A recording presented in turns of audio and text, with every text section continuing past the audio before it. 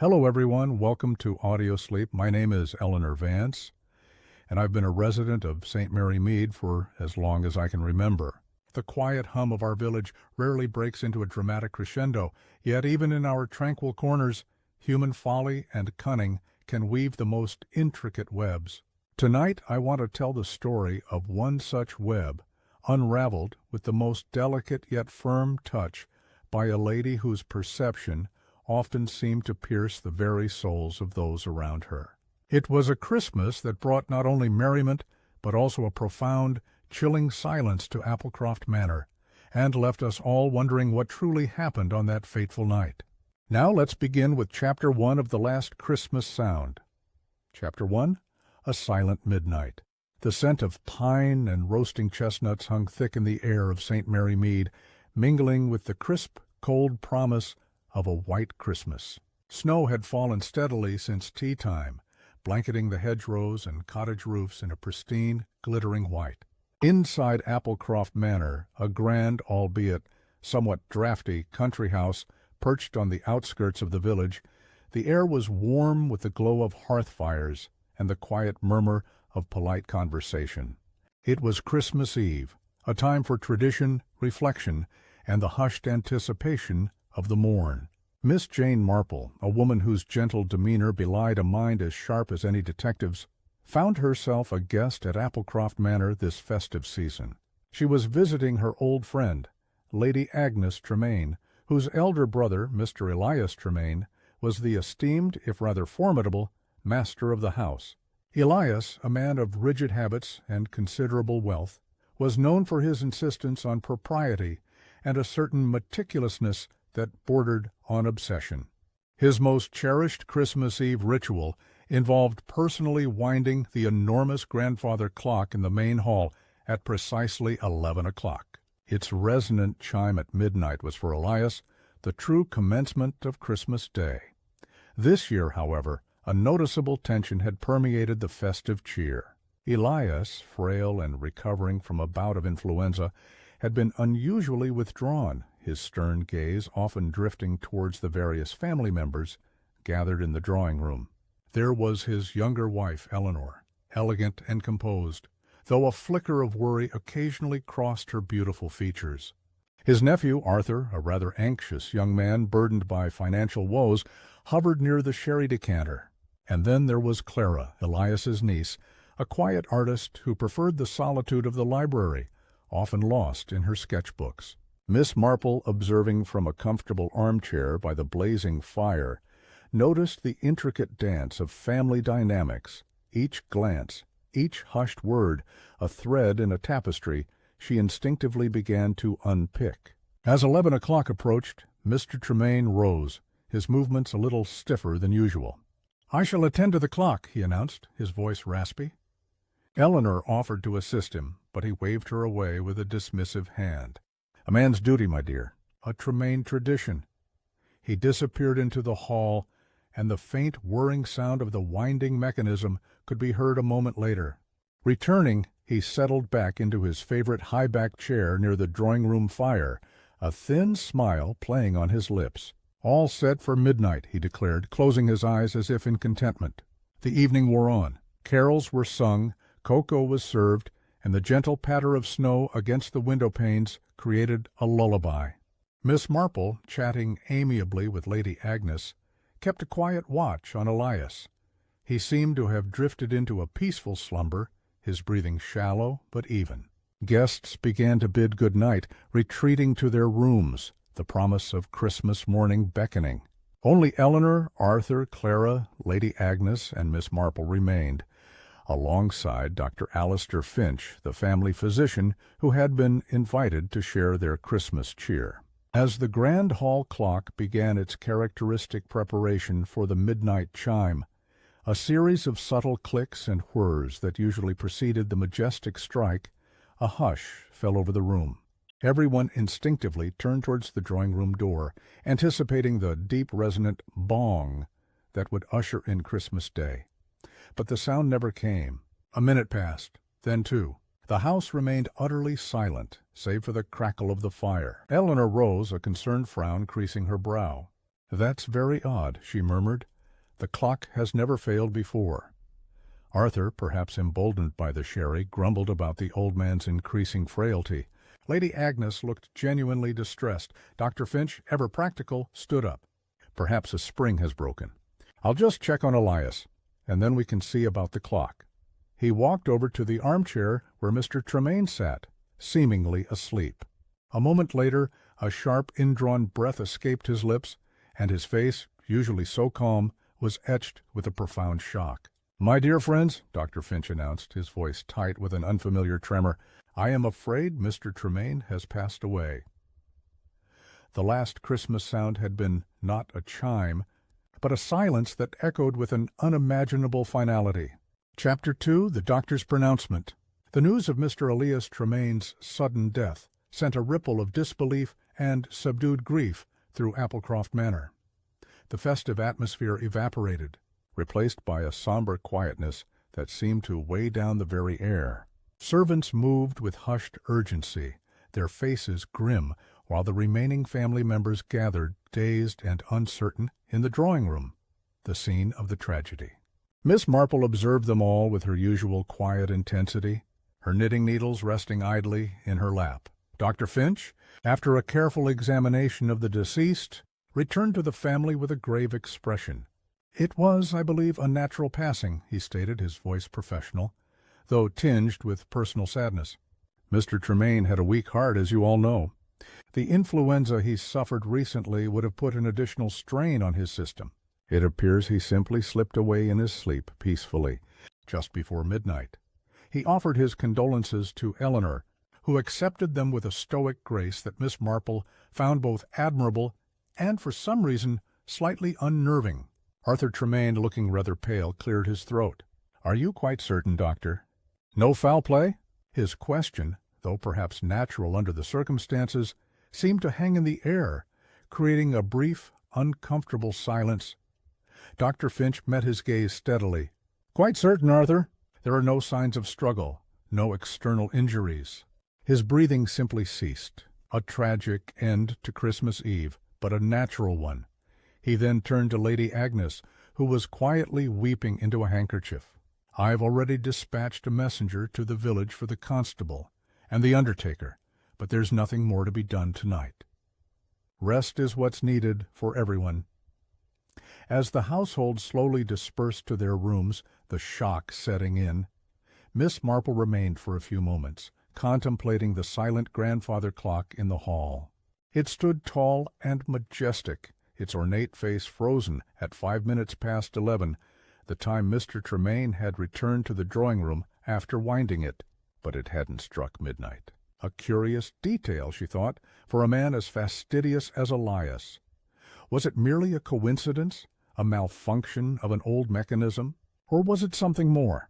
Later that morning, as the first pale light of Christmas Day crept through the leaded windows, the local constable, Mr. Craddock, arrived.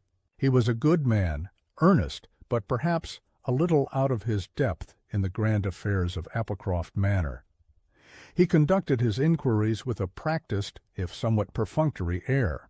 Each family member gave their account, corroborating Dr. Finch's timeline. Mr. Tremaine wound the clock at 11 p.m., returned to his chair, seemingly fell asleep, and was discovered after the clock failed to strike midnight. The housekeeper, Mrs. Gable, a woman of formidable presence and unwavering loyalty, offered her own testimony. She had been in the servants' hall, overseeing the clearing of supper dishes. "I heard Mr. Tremaine go to the clock, sir," she affirmed, her voice flat, "and then I heard him return. Perfectly normal, it seemed. We were all expecting the midnight chime, of course. When it didn't come, a shiver went through us all. It's just not right for the clock to fail on Christmas Eve." Miss Marple listened to these accounts, her mind quietly piecing together the fragments. "Did anyone," she inquired of Mrs. Gable, in her soft, unassuming voice, "notice anything unusual at all? A sound, perhaps, apart from the winding of the clock? Or anything out of place when Mr. Tremaine returned?" Mrs. Gable paused, her brow furrowed in thought. "No, Miss Marple. Everything was as it should be, except, well, Mr. Tremaine had a habit of adjusting the small silver bird on the mantelpiece whenever he walked past. A tiny little thing. but last night I noticed it was facing the wrong way. He must have forgotten in his haste to sit down." She shrugged, dismissing it as an insignificant detail, a mere oversight from an ailing man. But Miss Marple's eyes, though mild, held a glint of something more. An oversight, perhaps, or perhaps a small, subtle signal, like a dropped stitch in an otherwise perfect piece of knitting, suggesting that not all was as it appeared in the quiet tragedy of Elias Tremain's last Christmas Eve. Chapter 3. A Curious Inheritance. The Christmas Day lunch at Applecroft Manor was a subdued affair. Elias Tremain's absence loomed large, a palpable void at the head of the long dining table. Eleanor, dressed in elegant black, presided with a quiet dignity, while Arthur fidgeted, Clara picked at her food, and Lady Agnes dabbed at her eyes periodically. Miss Marple, ever observant, noted the undercurrents of suppressed emotions, the glances exchanged, the unsaid words that often spoke volumes more than spoken ones. The conversation naturally drifted to Elias's will. It was an uncomfortable topic, yet inevitable, given his considerable estate. Arthur, whose financial difficulties were an open secret in the village, seemed particularly agitated by the subject. He had always been Elias's presumed heir, at least in the general understanding of the family. "I imagine everything will go to Eleanor, naturally," Arthur ventured, a forced casualness in his tone. "A considerable estate, I should think." Eleanor gave a delicate sigh. Elias was always a private man about such matters. "I confess I know very little about the specifics of his will, though I trust he made appropriate provisions for all of us." Lady Agnes chimed in. "He always said he would look after his family. Arthur, you were like a son to him, and Clara, he adored your artistic talent. I'm sure he wouldn't leave anyone out in the cold." Her words, intended to soothe, only seemed to heighten Arthur's visible anxiety. Later that afternoon, a solicitor from Bodley and Sons, Mr. Hemmings, arrived from the nearby town, his presence a grim reminder of the morning's events. He was a portly man with a perpetually serious expression, carrying a leather briefcase that seemed to hold the weight of their collective future.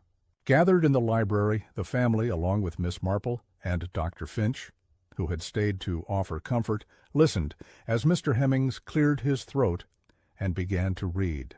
The initial clauses were straightforward: bequests to various charities, provisions for servants, including a generous pension for Mrs. Gable.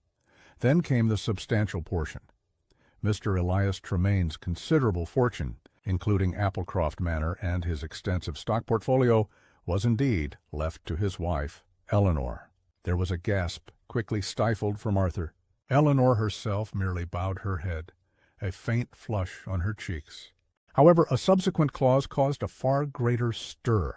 A codicil, dated just 3 weeks prior, stipulated that should Eleanor remarry, a significant portion, specifically 2/3 of the estate, would be transferred into a trust for the future care of Elias's beloved, but distant cousin, Mrs. Henrietta Vance, a woman whom none of them had met in years, residing in Scotland. The remaining 1/3 would then pass to Arthur. If Eleanor did not remarry, the entire estate remained hers. The air in the library became thick with unspoken implications. Eleanor's composure seemed to falter for a moment, a subtle tightening around her eyes. Arthur, who had been expecting a direct inheritance, looked utterly distraught, the mention of Henrietta Vance clearly a crushing blow. His face was a mixture of anger and despair. Clara, ever the observer, watched her cousin with wide, troubled eyes. Miss Marple's gaze, however, rested not on Arthur or Eleanor, but on Dr. Finch. The doctor, who had been listening with an air of professional detachment, seemed to stiffen slightly at the mention of the codicil, a fleeting, almost imperceptible shift in his posture. Could it be a simple reaction to a surprising turn of events, or something more? As Mr. Hemmings finished, a profound silence descended, broken only by the crackle of the fire. The codicil had changed everything. Eleanor, now a wealthy widow, was essentially bound to remain unmarried if she wished to retain full control of the vast fortune. Arthur, now with only a conditional and significantly reduced inheritance, had seen his hopes dashed. Later, As Miss Marple sat in her room, mulling over the day's revelations, a memory of Mrs. Gable's comment about the silver bird returned to her. The tiny, insignificant detail of the bird on the mantelpiece, facing the wrong way. Elias Tremaine, a man of such precise habits, would hardly overlook such a thing. And now the curious codicil, so recently added. Had Elias, in his meticulous way, been attempting to send a final silent message? And if so, to whom, and about what hidden truth? The silent clock and the peculiar will suddenly seemed less like separate incidents, and more like two pieces of a puzzle that were slowly, subtly, beginning to interlock. Chapter 4. Mrs. Gable's Recollection. The days following Elias Tremaine's funeral were filled with the quiet bustle of departure. Lady Agnes, distressed by the events, decided to return to her own home, promising to keep in touch. Arthur, deeply disappointed by the terms of the will, made his excuses to leave, muttering darkly about old men's whims and the unfairness of life. Clara, however, chose to remain, her quiet nature finding some solace in the familiar surroundings of Applecroft Manor. Miss Marple, too, decided to extend her stay, ostensibly to offer comfort to Eleanor, but, in truth, her keen mind was already engaged in the quiet pursuit of answers. Eleanor, though gracious, seemed to shrink slightly under the weight of her new circumstances. The vastness of the manor, once a symbol of her husband's prosperity, now felt like a gilded cage, especially with the codicil hanging over her future. Miss Marple observed that while Eleanor maintained a facade of calm, there was a restless energy about her, a subtle tension that betrayed her inner turmoil. It was during one of her quiet strolls through the manor, her hands clasped behind her back, that Miss Marple encountered Mrs. Gable, the housekeeper, in the deserted library.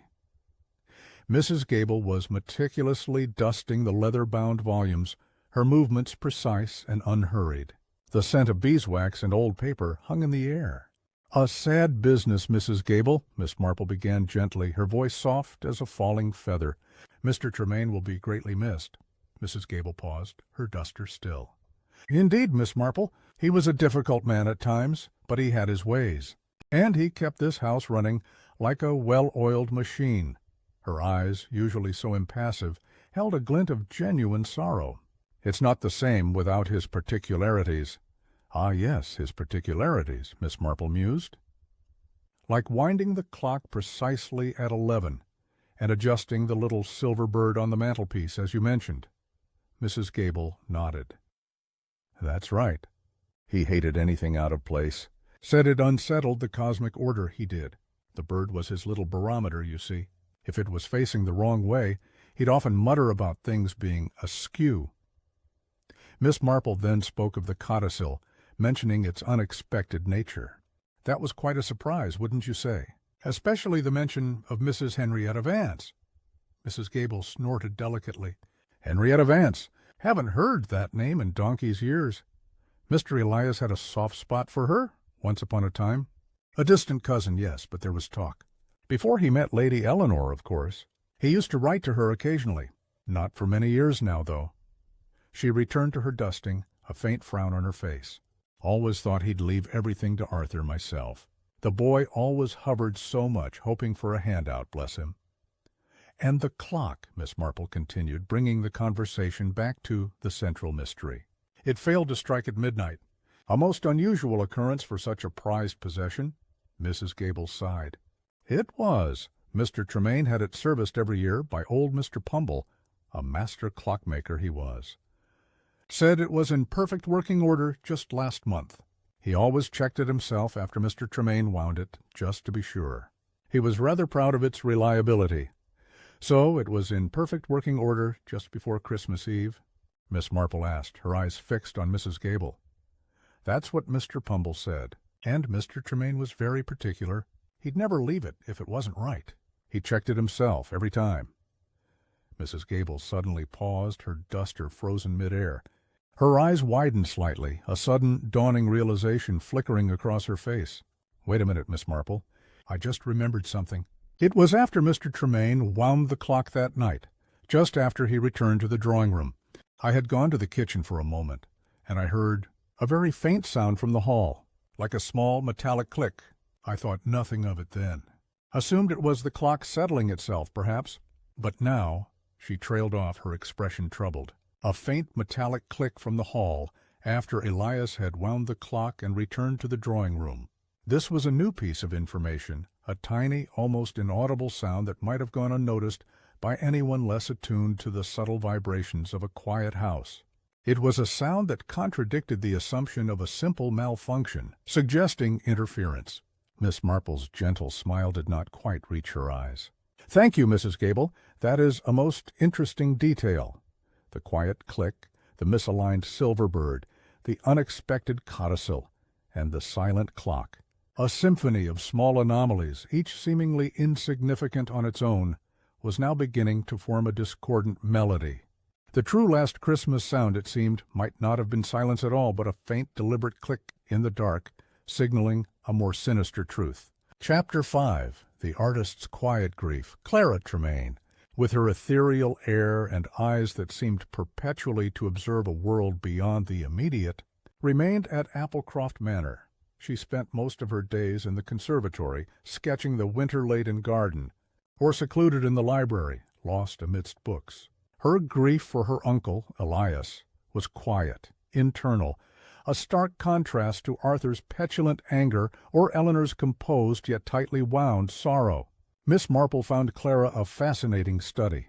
The young woman was often overlooked, considered fragile and overly sensitive, yet Miss Marple sensed a depth to her, a keen perceptiveness hidden beneath a veil of shyness. One afternoon Miss Marple sought Clara out in the library, where the young artist was sketching a bare tree outside the window, its branches stark against the gray sky. "That's a beautiful drawing, Clara," Miss Marple observed, peering over her shoulder. "You capture the essence of winter so well," Clara smiled faintly. "Thank you, Miss Marple. I find solace in drawing.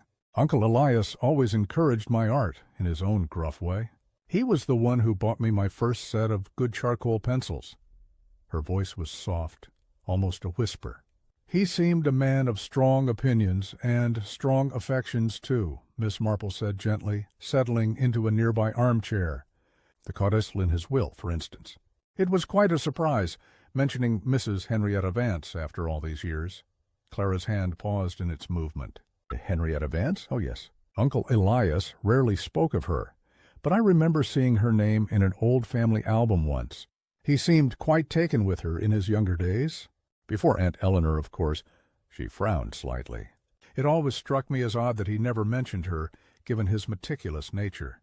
Almost as if her very existence was an unspoken regret." Miss Marple nodded. "Indeed, and what of the clock, my dear? Did you notice anything unusual on Christmas Eve besides its failure to strike?" Clara looked up from her sketchpad, her eyes thoughtful. "The clock? No, not really. I was in the drawing-room with everyone else. I remember feeling quite drowsy. Uncle Elias had given me a small glass of his special mulled wine earlier, and it made me rather sleepy. It was delicious, but very potent." She chuckled softly. "He always enjoyed serving it, said it was a family recipe. I nodded off for a bit, I think. Only woke up when Aunt Eleanor gasped. 'You drank mulled wine from Mr. Tremaine himself?' Miss Marple asked, a subtle shift in her tone. "Yes," Clara confirmed. "He brought it to me personally. Said it would warm my spirits. He was quite attentive that evening, actually, making sure everyone had enough to drink, chatting with Dr. Finch about the village gossip. He even offered Dr. Finch a refill of his brandy just before he went to wind the clock, if I remember correctly." Miss Marple considered this. Elias Tremaine, a man described as ailing and withdrawn, yet attentive to his guests, distributing mulled wine and brandy. This seemed to contradict the image of a frail old man simply drifting off. "And Dr. Finch accepted the brandy?" "Oh, yes." "The doctor rarely refuses a good drink, especially from Uncle Elias's cellar," Clara replied, a hint of dry amusement in her voice. "He was in excellent spirits that evening." A new detail, small yet significant. Elias Tremaine, seemingly frail yet actively engaging with his guests and dispensing drinks. And the mulled wine, potent enough to make Clara drowsy. Miss Marple's mind, like a finely tuned instrument, registered the subtle dissonance. "Clara," Miss Marple ventured, "do you recall anything about the silver bird on the mantelpiece?" "Mrs. Gable mentioned Mr. Tremaine's habit of adjusting it." Clara furrowed her brow. The little bird? Oh, yes, he was very particular. Always facing east, towards the morning sun, he said. It was a little superstition of his for good luck. She paused, then her eyes widened slightly. Now that you mention it, I do remember seeing it just before Uncle Elias went to win the clock. It was indeed facing the wrong way. West, I think. I remember thinking how unlike him it was to leave it like that. Miss Marple felt a small, internal stir. The silver bird facing west. The wrong way. A silent signal. And Elias, usually so particular, had left it. Why? Clara continued. He must have been feeling worse than he let on, poor dear. Or perhaps, in his final moments, his mind was simply elsewhere. Such a pity for the clock to fail on his last Christmas. She looked down at her sketch, her brow creased in sorrow. The last Christmas sound, as it were, was no sound at all. Miss Marple's gaze drifted to the mantelpiece where the little silver bird now rested, carefully facing east. But the memory of it facing west, of Elias's unusual attentiveness that evening, and of the potent mulled wine, painted a picture far more complex than a simple, natural passing. Clara's quiet grief, it seemed, had provided yet another brushstroke to the emerging portrait of a deliberate act, hidden beneath the cloak of Christmas cheer. Chapter 6, An Unseen Visitor. The quiet hum of village life resumed after the new year. Yet for Miss Marple, the mystery of Applecroft Manor continued to resonate. She had chosen to remain at the house for a little longer, her ostensible reason to help Eleanor settle into her new, complicated role as mistress. In truth, she was weaving a tapestry of observation, connecting threads of information that others dismissed as mere domestic trifles. Eleanor Tremaine was still a woman of polished composure, but Miss Marple noticed a growing agitation beneath the surface. Eleanor spent long hours reviewing household accounts, speaking frequently with Mr. Hemmings, the solicitor, and often retreating to her private sitting-room with a worried expression. The codicil, it seemed, was a heavy chain. Miss Marple, armed with the new detail about the metallic click and the west-facing bird, decided to visit Mr. Pumble, the village clockmaker. He was a wizened old man with spectacles perched on his nose, surrounded by the intricate mechanisms of time. "Ah, the Applecroft Manor clock," Mr. Pumble said, his voice a raspy whisper, when Miss Marple inquired. "A magnificent piece. Serviced it myself every year, like clockwork, huh? Did so just last month. In perfect order it was. Never failed." And on Christmas Eve it did not strike midnight, Miss Marple stated, her eyes unwavering. Mr. Pumble shook his head, a look of genuine dismay on his face. "A crying shame." Mr. Tremaine would have been heartbroken. He loved that clock. Would have checked it himself, I'm sure, after winding it. He was very particular. "Is there any way, Mr. Pumble," Miss Marple asked, leaning slightly forward, "that someone, perhaps not an expert, could subtly tamper with such a clock to prevent it from striking without causing obvious damage?" Mr. Pumble stroked his chin, considering.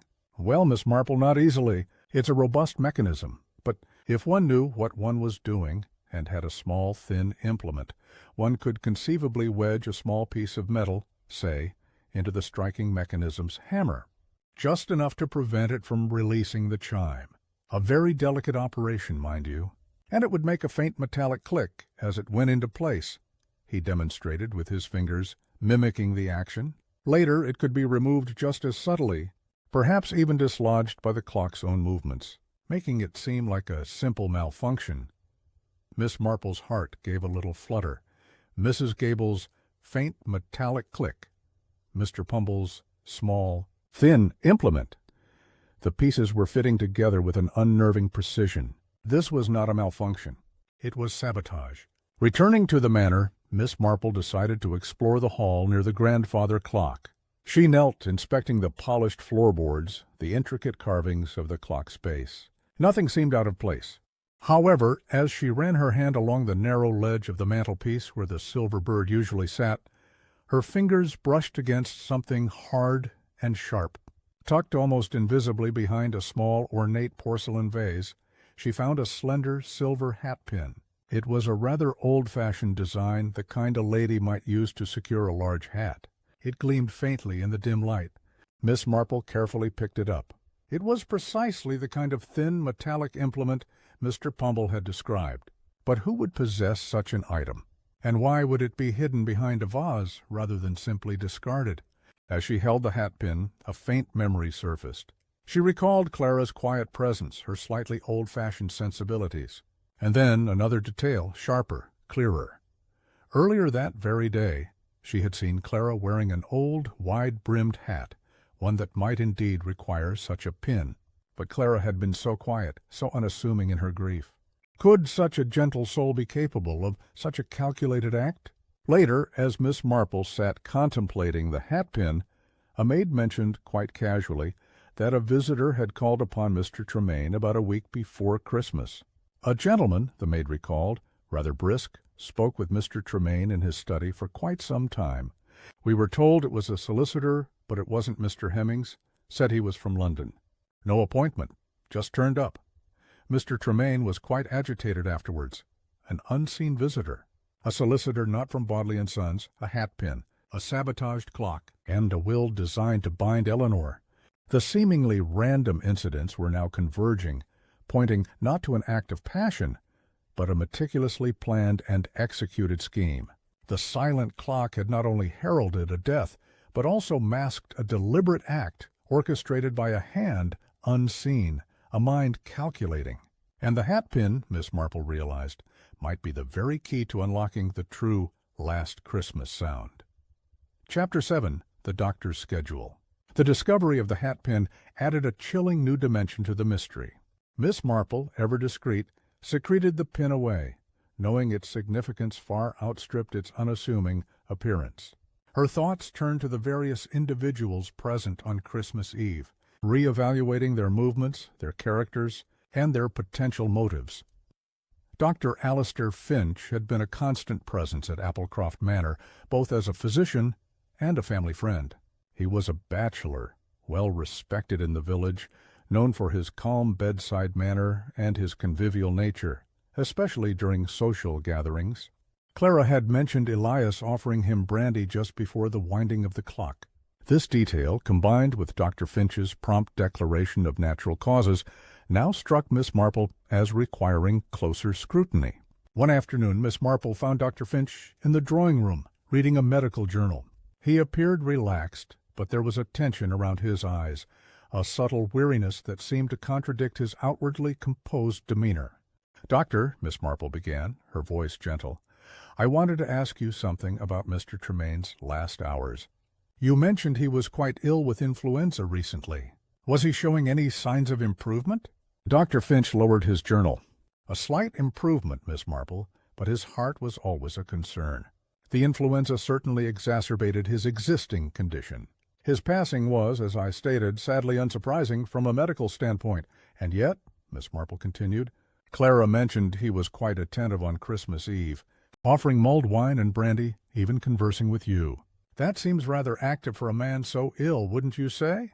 Dr. Finch chuckled, a short, dry sound. "Elias always rallied for Christmas, Miss Marple. He was a man of tradition. He wanted to enjoy his last evening, perhaps, without showing weakness. He always liked to be in control." "Indeed," Miss Marple replied, her gaze steady.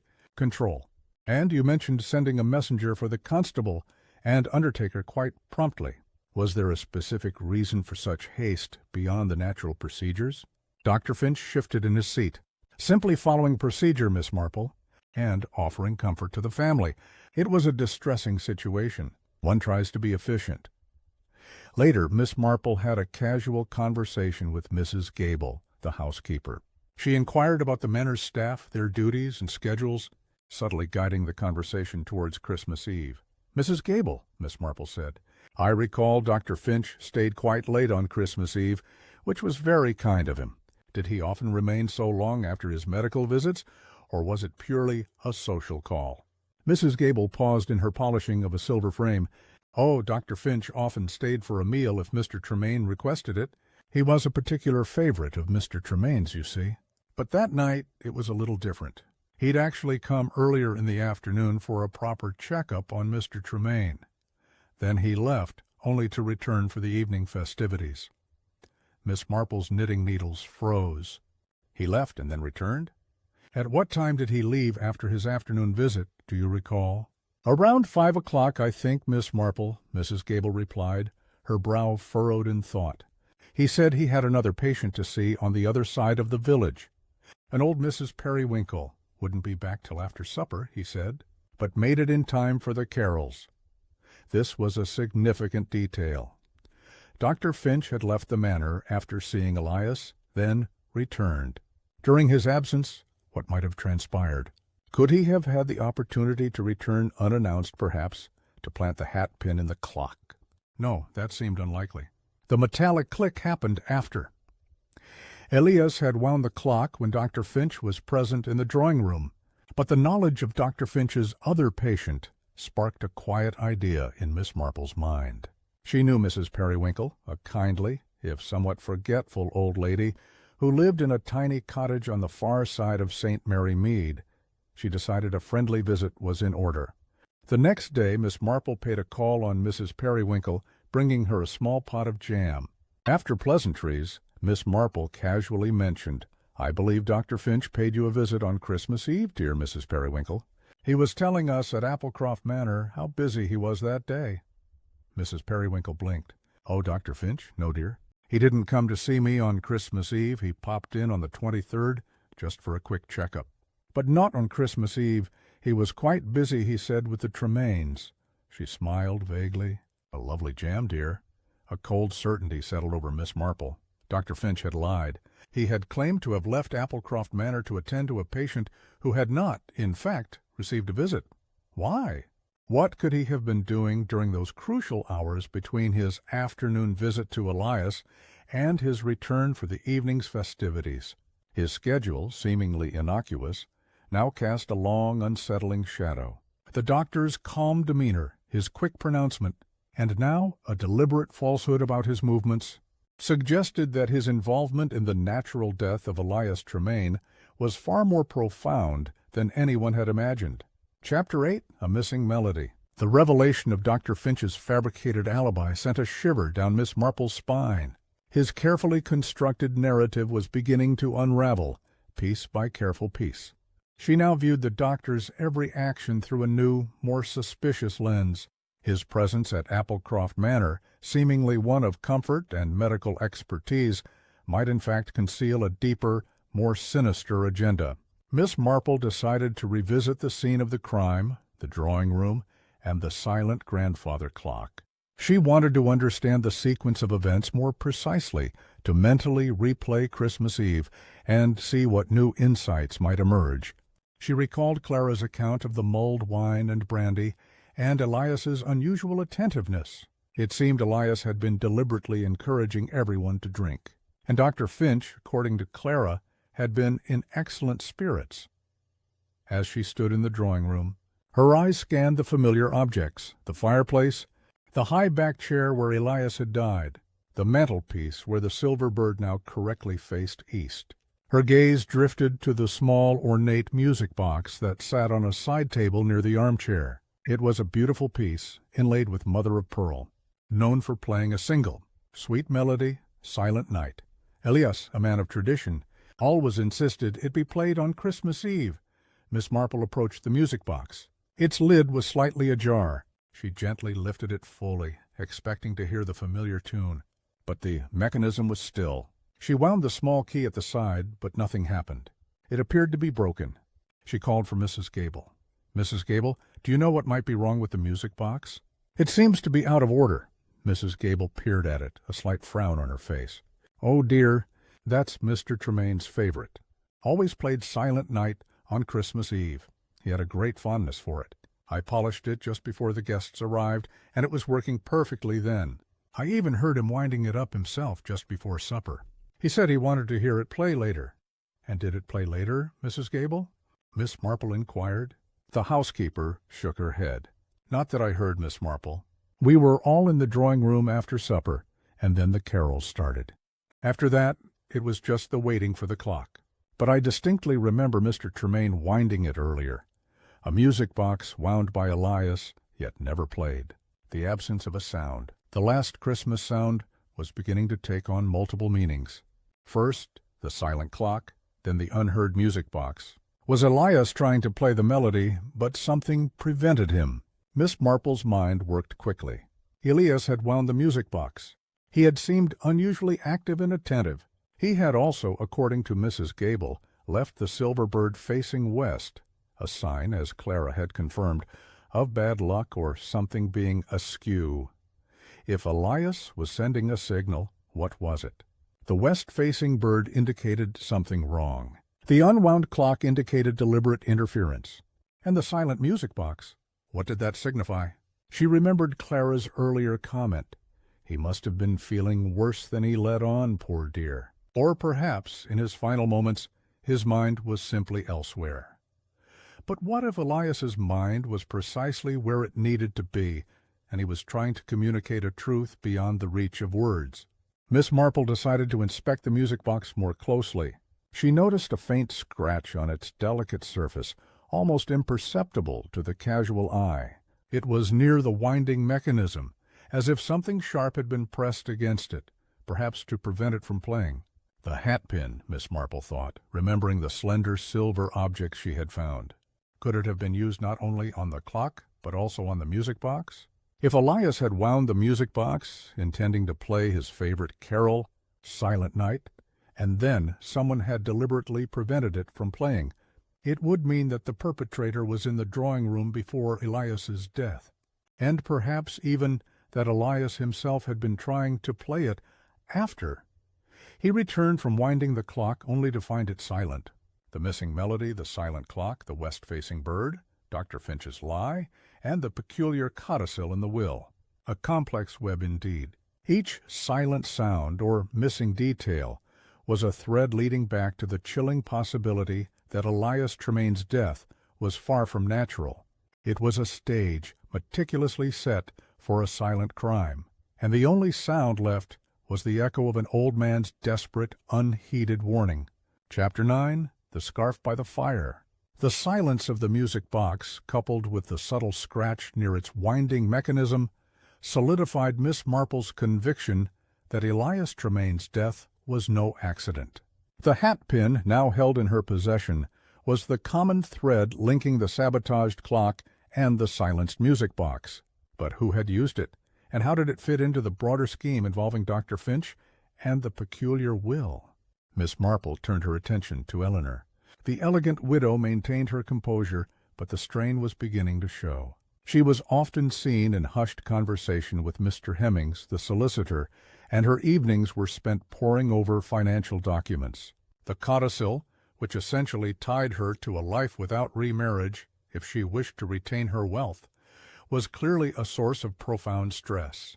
One morning Miss Marple observed Eleanor in the drawing-room, tidying up some items near the fireplace. She picked up a small silk scarf that had been draped over the arm of the high-backed chair where Elias had died.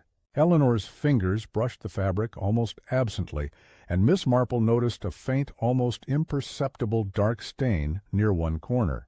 Eleanor seemed to notice it too as she quickly folded the scarf and placed it in a small work-basket, as if to mend or clean it later. Miss Marple's mind immediately went back to Christmas Eve. Elias, suffering from influenza, would likely have been coughing, perhaps even bringing up phlegm. A small stain on a scarf found near his body would be entirely consistent with a man in his condition. But why the subtle hesitation from Eleanor? Why the quick concealment? Later that day, Miss Marple engaged Eleanor in conversation over a cup of tea. "My dear Eleanor, you seem a little preoccupied. Are the affairs of the estate weighing heavily on you?"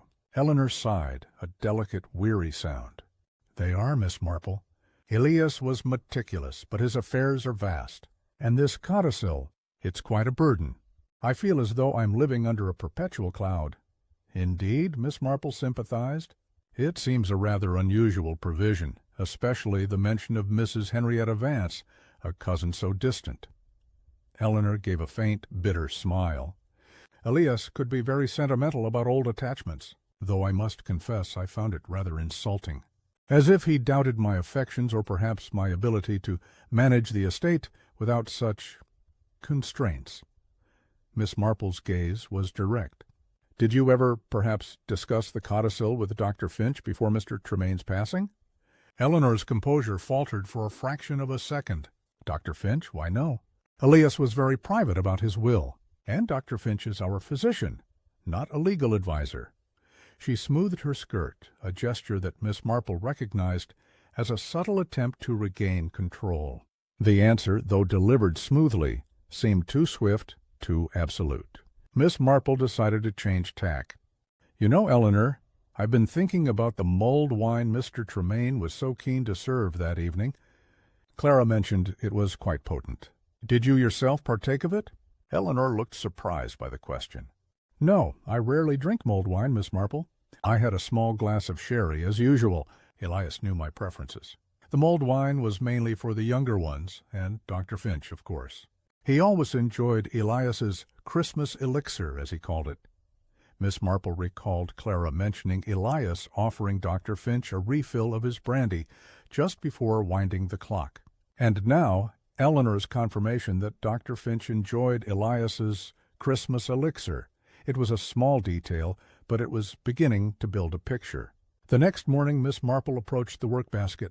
Eleanor had left it open, the scarf now neatly folded and placed inside. Miss Marple, with an almost imperceptible movement, picked up the scarf. The faint dark stain was still there, but now, in the brighter morning light, she noticed something else.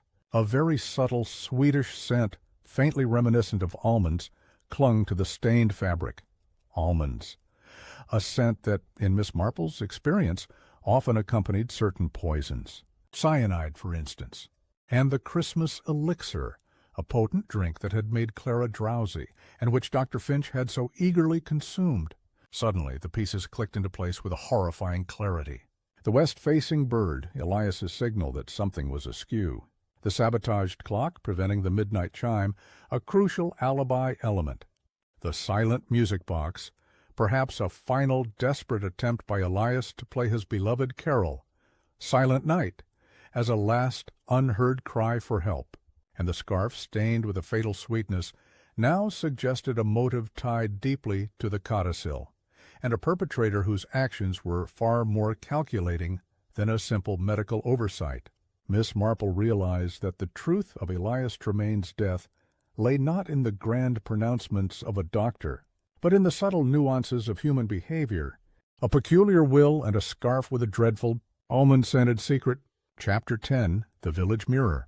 Miss Marple now held the crucial pieces of the puzzle: the hat-pin, the poisoned scarf, Dr. Finch's fabricated alibi, and the motive woven into Elias's will.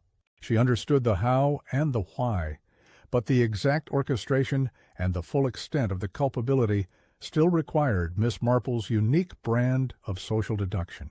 She sought out familiar faces in St. Mary Mead, letting the village mirror reflect human nature, as it so often did. She visited Mrs. Bantry, a fellow resident and keen observer of local affairs. Over tea and biscuits, Miss Marple guided the conversation towards the Tremaine family. "Such a sad business about poor Mr. Tremaine," Mrs. Bantry began with a sympathetic sigh. "Though I must confess I always found his young wife, Eleanor, a little reserved. Very elegant, of course, but not quite fitting in with our village ways, if you understand me. Always seemed to prefer the company of Dr. Finch, wouldn't you say? They were often seen together before and after Elias's illness." Miss Marple nodded gently. "Indeed, Dr. Finch was, after all, his physician." "More than just a physician, I thought," Mrs. Bantry continued, lowering her voice conspiratorially. "There was always a certain understanding between them, if you catch my drift. Long before Elias fell ill, mind you. Dr. Finch was quite the ladies' man in his younger days before he settled into his bachelor routine. And Eleanor, well, she's a beautiful woman, and Elias was much older. This was a significant, albeit unspoken, piece of the puzzle, a potential romantic involvement between Eleanor and Dr. Finch. If they were lovers, the codicil, which essentially prevented Eleanor from remarrying without losing most of her inheritance, would be a tremendous obstacle to their future together. This provided a powerful shared motive for Elias's removal. Miss Marple's next visit was to Mrs. Higgins, the postmistress, a woman who knew everyone's business, if not by design, then by proximity to the village's communication hub. "Mrs. Higgins," Miss Marple began, I wonder if you recall anything about letters Elias Tremaine sent or received in the weeks leading up to Christmas. Specifically, perhaps, any correspondence regarding legal matters, or perhaps a rather distant cousin named Henrietta Vance. Mrs. Higgins tapped a finger to her chin. Henrietta Vance, you say? Oh, yes. I remember Mr. Tremaine sending a letter, special delivery, just a few weeks before Christmas. To a solicitor's firm in London it was. And then, about a week before Christmas, a gentleman called at the manor. Not Mr. Hemmings, the local man. He brought papers with him, and there was quite a commotion, so I heard from the maid. This corroborated the maid's account of the unseen visitor and the London solicitor. Elias had clearly been amending his will, and the codicil regarding Henrietta Vance was a very recent addition. And do you recall anything about the contents of that letter? Miss Marple pressed gently. Well, not the contents, dear. No one reads letters here, Mrs. Higgins said with a sniff of indignation, but Mr. Tremaine seemed very agitated when he brought it in. He muttered something about insidious betrayal and making sure justice was done. Sounded very upset, he did. Insidious betrayal. The words hung in the air, heavy with meaning. Elias, it seemed, had discovered the affair between Eleanor and Dr. Finch. The codicil, far from being a whimsical act, was his carefully planned revenge, a way to punish them even from beyond the grave. By forcing Eleanor into a life of celibacy or financial sacrifice, thus preventing her from marrying Dr. Finch and enjoying his fortune. The sequence of events now became chillingly clear. 1. Elias discovers the affair. 2. He contacts a London solicitor and drafts the codicil, intending to thwart their plans. This explains his agitation, his insidious betrayal comment, and the arrival of the London solicitor. 3. Eleanor and Dr. Finch discover the codicil's existence. Perhaps Dr. Finch, as the family physician, had access to Elias's papers, or Eleanor confided in him. They realize their future is in jeopardy. 4. They plan Elias's murder, making it look like a natural death. The Christmas elixir, the mulled wine. What if Elias, in his final act of control and revenge, had decided to reverse the poison, to implicate his betrayers? Miss Marple's mind returned to the Christmas Eve scene. Elias, seemingly frail, yet distributing drinks. He offered mulled wine to Clara, which made her drowsy. He offered Dr. Finch a refill of brandy. What if Elias had intended to poison himself to end his suffering, but also to leave a clear, albeit subtle, trail for a perceptive observer to follow? The west-facing bird, the silent clock, the silent music box playing Silent Night, all signals of a troubled soul, and a desperate warning. The village mirror had reflected the hidden desires and betrayals, confirming the motive. Now Miss Marple knew the whole truth, and the intricate, tragic story of Elias Tremaine's last Christmas. All that remained was to bring it into the light. Chapter 11. Miss Marple's Assemblage. The snow had begun to thaw, leaving St. Mary Mead glistening with a deceptive innocence. Inside Applecroft Manor, however, the air was taut with unspoken tensions. Miss Marple, having gathered her thoughts and observations, felt it was time for the truth to be laid bare. She requested the presence of Eleanor Tremaine, Dr. Finch, Clara, and Mr. Hemmings, the solicitor, in the drawing-room. Mrs. Gable, though not directly implicated, was also present, at Miss Marple's quiet insistence. A fire crackled in the hearth, but its warmth did little to dispel the chill in the room. Eleanor sat upright, her face pale but composed. Dr. Finch maintained an air of professional calm, though his fingers toyed restlessly with his watch-chain. Clara, sensing the gravity of the situation, looked anxious, her eyes darting between the assembled company. Mr. Hemmings, accustomed to family drama, merely looked weary. Miss Marple began, her voice soft but surprisingly resonant. We are here today to discuss the unfortunate passing of Mr. Elias Tremaine. While it was initially deemed a natural death, certain anomalies have come to light that suggest otherwise. Eleanor gave a delicate cough. Miss Marple, surely this is unnecessary. Dr. Finch has already assured us. Indeed, Mrs. Tremaine, Miss Marple interrupted gently. Dr. Finch made a professional assessment. However, human nature, as I have observed in our village for many years, often reveals more than medical science. She held up the silver hat pin. "This item, found hidden near the grandfather clock, is quite peculiar. Mr. Pumble, our esteemed clockmaker, confirmed that a small, thin implement such as this could, with specific knowledge, prevent the clock from striking, creating a faint metallic click in the process." She met Mrs. Gable's gaze, who nodded almost imperceptibly. Mrs. Gable heard such a click. Dr. Finch cleared his throat. "Even if the clock was tampered with, Miss Marple, it does not imply murder." Elias had a weak heart. "Perhaps not directly," Miss Marple conceded, "but when combined with other facts, a clearer picture emerges. Dr. Finch, on Christmas Eve, you informed Mrs. Gable you were leaving Applecroft Manor to visit a Mrs. Periwinkle, yet Mrs. Periwinkle confirmed she did not receive a visit from you that day. Where were you during those hours, Doctor?" Dr. Finch's face tightened, a faint flush creeping up his neck. I was called to an emergency, an urgent private matter. It slipped my mind. My apologies." "An urgent private matter that necessitated a lie?" Miss Marple inquired, her eyes unwavering. "And what of the codicil, Mr. Hemmings? The one that stipulated a significant portion of Mr. Tremain's estate would transfer from Eleanor should she remarry?" "A codicil, I understand, added very recently.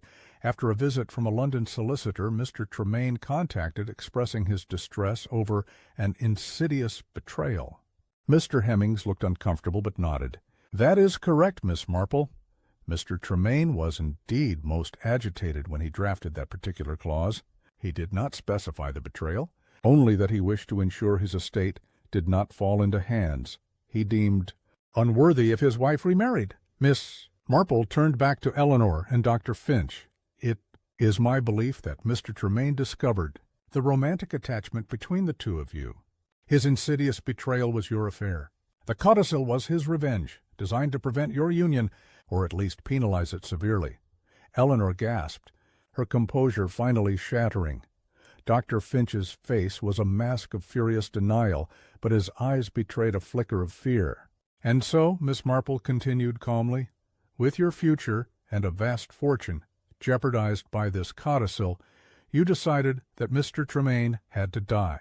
But not just any death. It had to be a natural one to avoid suspicion, and it had to happen on Christmas Eve, under the guise of an old man simply slipping away in his sleep." She then held up the silk scarf. "This scarf, found near Mr. Tremain's body, bears a faint almond-like scent. The scent of cyanide." A collective gasp filled the room. Clara's hand flew to her mouth. The mulled wine Mr. Tremain offered on Christmas Eve, a potent Christmas elixir, was indeed potent. But not because of the wine itself. It was laced with poison. You, Dr. Finch, had access to such substances. You administered the poison to Mr. Tremain during the evening, perhaps in his brandy, perhaps in a last dose of his flu medicine, knowing his heart condition would mask the true cause of death. But Elias Tremain, even in his final hours, was more astute than you gave him credit for." Miss Marple paused, allowing the weight of her words to settle. The west-facing silver bird, a sign that something was askew, was his first silent warning. The sabotaged clock, prevented from striking midnight, was your doing, Dr. Finch, to ensure the official time of death could be manipulated. You used this hat pin, she pointed to the hat pin, but the silent music box, that was Mr. Tremain's last desperate act. The room was utterly silent, save for the frantic beating of hearts. Miss Marple, with a quiet and unwavering gaze, was ready to reveal the final, most shocking truth. The last Christmas sound was about to be heard. Chapter 12. The Unwound Truth. Elias Tremain, even as the poison began to take hold, was still very much Elias Tremain, a man of meticulous habits and a deep-seated desire for control. Even in death, Miss Marple continued, her voice gaining a quiet power. He knew he was dying, but he also knew how he was dying.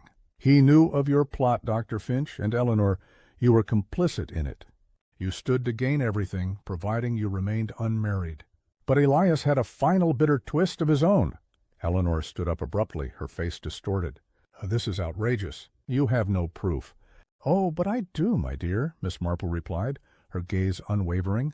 The scarf with the almond scent, for instance. And the music box? Elias Tremaine wound his favorite music box, intending to play Silent Night one last time. He always did every Christmas Eve. But you, Dr. Finch, when you saw him do this, panicked. A music box playing a melody implies a living man, not one slipping away in his sleep. So you, or Eleanor at your instruction, used this very hat-pin, Miss Marple held it aloft, to jam the mechanism, silencing it. It explains the subtle scratch near the winding key. Elias then collapsed, apparently asleep, the poison taking its full effect. Miss Marple paused, allowing the gravity of her words to settle. However, Elias Tremaine was a man who planned. He was a man who left clues. The west-facing bird was a signal. The sabotaged clock was a distraction. And the mulled wine? That was his final, brilliant, and tragic stroke. She turned to Clara. Clara, you mentioned the mulled wine made you drowsy. Dr. Finch, you accepted a refill of brandy from Elias. And Eleanor confirmed you enjoyed his Christmas elixir. What if Elias did not poison himself, but merely offered the poisoned drink to you, Dr. Finch, and your accomplice? Dr. Finch paled, his composure completely gone. Eleanor stared aghast. Elias knew he was a dying man, Miss Marple explained.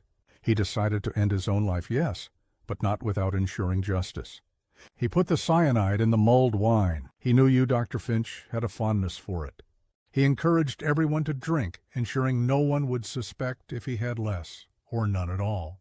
He put the poisoned scarf on his lap, a deliberate prop to suggest a natural illness-related death, knowing it would be found near his body, thus implicating his illness rather than the drink he offered. He took a sip, knowing it would be fatal, but ensured that you, Dr. Finch, also drank from the poisoned batch, or perhaps offered you a poisoned brandy refill, using his own handkerchief to handle the glass to avoid leaving incriminating fingerprints on the poisoned object.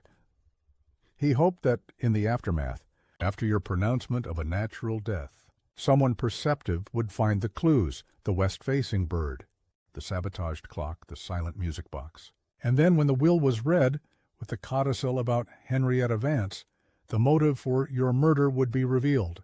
He planned to take his own life, yes, but only after ensuring that his death would ultimately expose his betrayers.